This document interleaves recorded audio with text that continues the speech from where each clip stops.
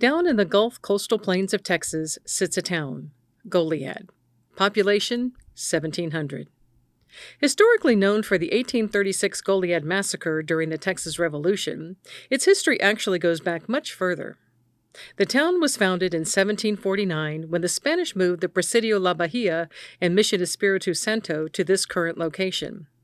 It's actually the third oldest European settlement in Texas, but of course, that's up for some debate. Needless to say, it is one of the oldest for sure.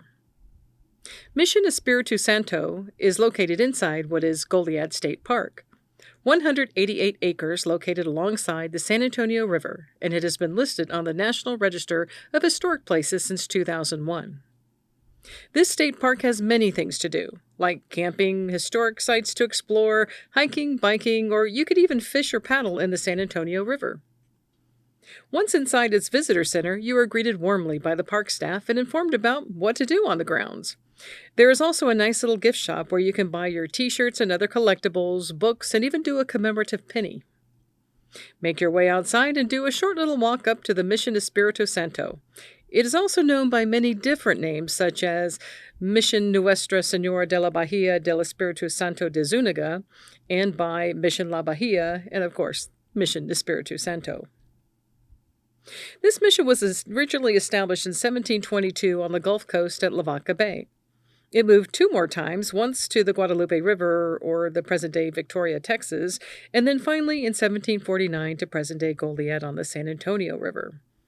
It took nearly 10 years once they relocated to Goliad to build the outer walls with stone, and then the inner buildings with stone and mortar.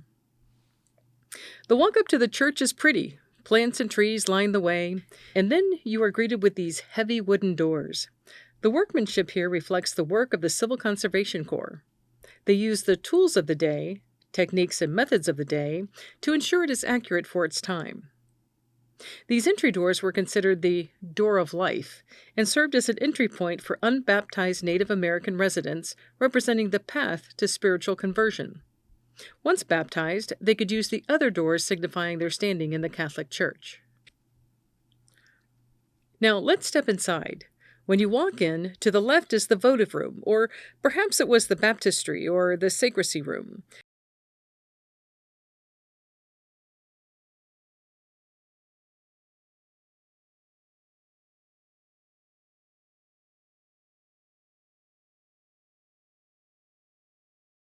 Straight ahead is the nave and the sanctuary.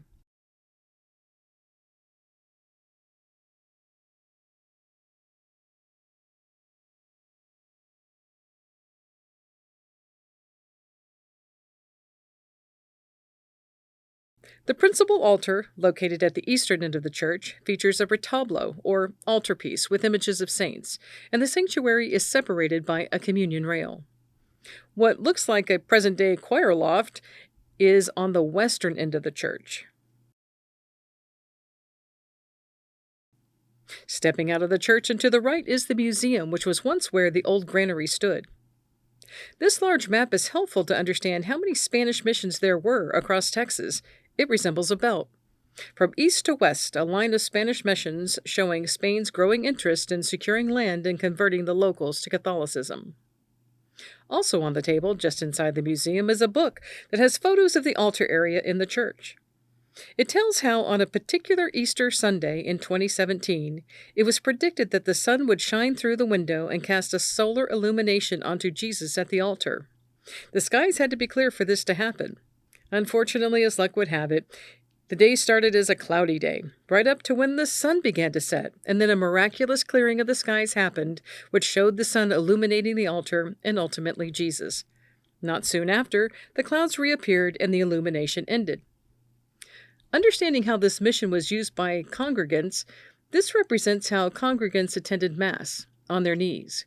Notice in the nave, there are no pews. But this was a mission. It was a place where people lived, worked, played, and prayed. It was the first large cattle ranch in Texas with nearly 40,000 free roaming cattle at the height of production in 1778. A little side note, they also had their fun. Well, they made their own liquor. By using this copper still, they would distill liquor similar to tequila. Generally, yucca and agave were in the vat for the first stage of the process in fermenting. While the result was an intoxicating beverage, it was also used for medicinal purposes. But don't forget, it was also a place to find refuge, and it was a presidio that protected its people from attacks. In Spanish presidios, you commonly find bastions. They look like this. It's amazing that there are still original walls from the 1700s standing in this mission as shown here. It was not a glamorous life, but it was a basic life full of what you needed: faith, family, and food. They lived in a small cell-like room inside the mission compound. It was home.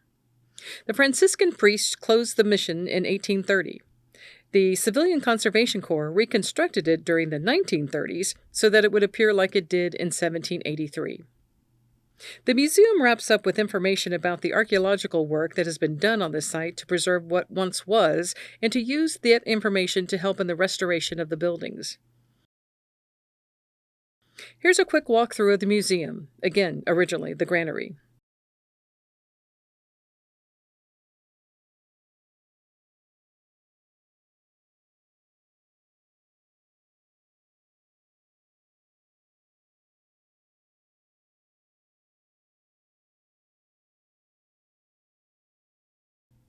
You see how the Franciscans went to work converting the indigenous folks.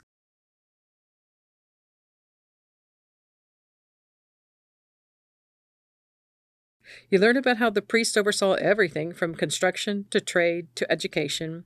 You learn about how the mission was protected through the cannons and the Spaniards and the bastions on lookout.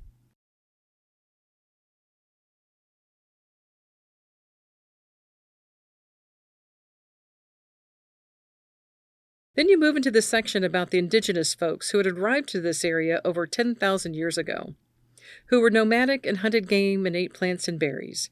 They had little need for buildings.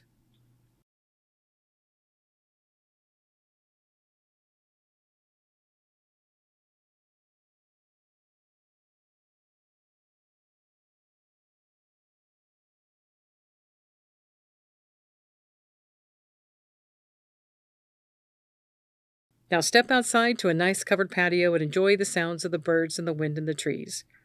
This is Mission Espíritu Santo, brought to Goliad in 1749 and vacated in 1830.